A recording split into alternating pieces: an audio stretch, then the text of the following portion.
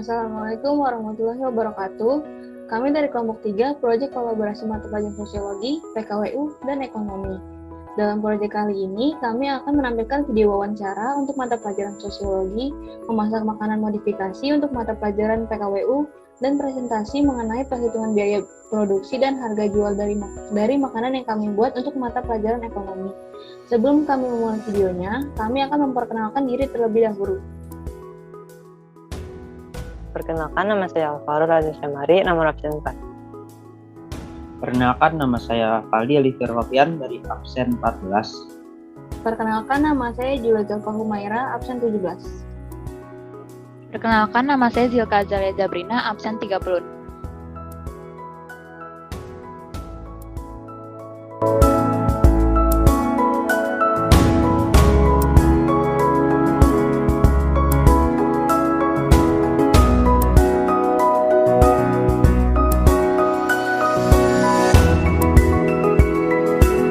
Warahmatullahi wabarakatuh.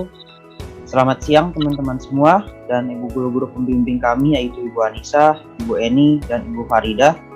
Di sini saya Fadil Wapian sebagai perwakilan dari kelompok ini akan mewawancarai salah satu pengusaha di bidang bisnis makanan yaitu pengusaha bakso dan mie ayam yang berada di daerah Kayu Manis.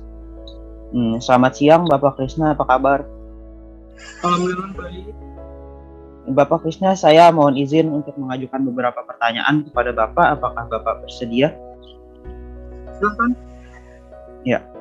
Baik, untuk pertanyaan yang pertama, Bapak Krisna. Selain berjualan offline, apakah Bapak juga berjualan secara online?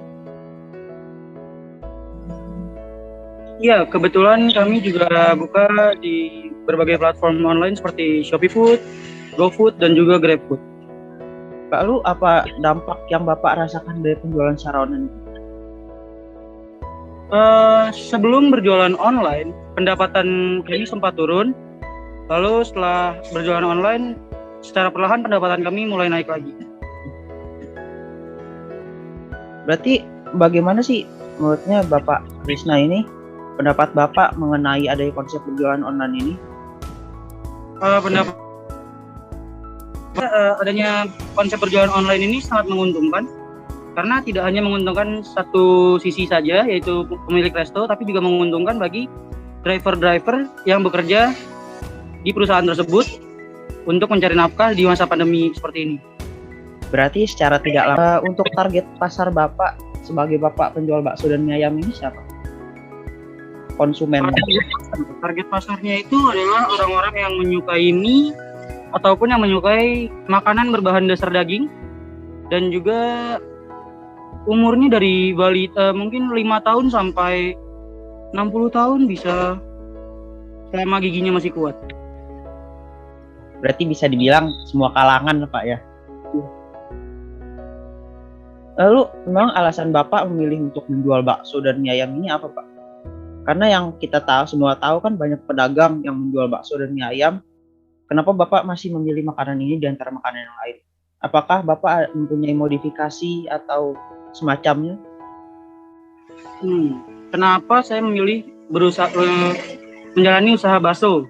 Itu karena bakso adalah makanan lintas zaman yang tidak kenal usia. Dan itu walaupun sedang ada makanan yang ngetren, bakso tidak akan pernah punah gitu.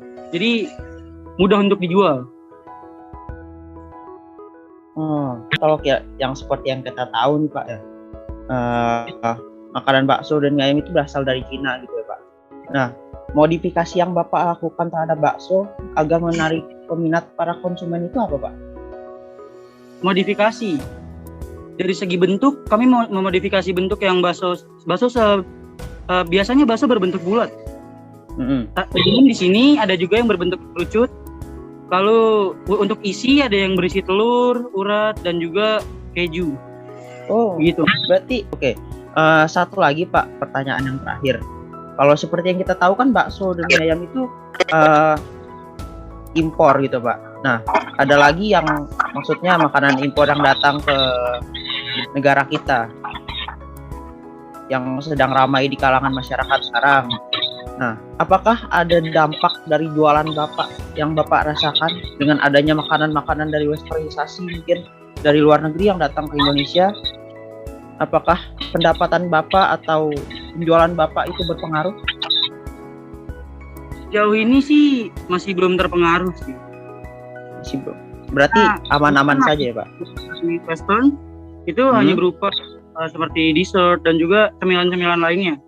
Sedangkan bakso ini termasuk makanan berat. Itu. Iya, oke, baik. Baik Bapak Krisna, terima kasih atas waktunya. Saya perwakilan dari kelompok ini, Valdi Olivier, terima kasih atas waktu Bapak bersedia untuk diwawancarai ya Pak ya. Terima kasih Pak. Sama-sama.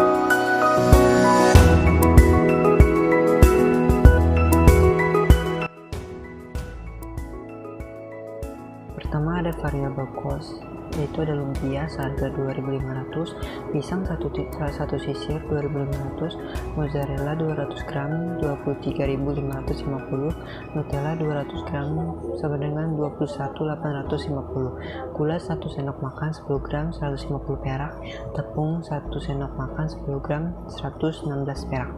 Totalnya ada 50.666. Selanjutnya ada fixed cost, yaitu ada gas dan tenaga kerja. Gas seharga 5.000 dan tenaga kerja seharga 5.000 dan totalnya ada 10.000. Selanjutnya menghitung HPP. HPP sama dengan fixed cost ditambah variable cost, yaitu jadi 10.000 ditambah 50.666. Hasilnya 60.666 dibulatkan menjadi 61.000. Selanjutnya menghitung laba. Laba sama dengan HPP dikali persentase laba. Di sini persentase laba kita sepakat sekelompok menjadi 30%. Jadi HPP 61.000 dan persentase laba 30% sama dengan hasilnya 18.300. Terusnya ada harga jual. Harga jual sama dengan HPP ditambah laba. Jadi 18.300 ditambah 61.000. Hasilnya 79.300. Terusnya ada harga jual dibagi unit.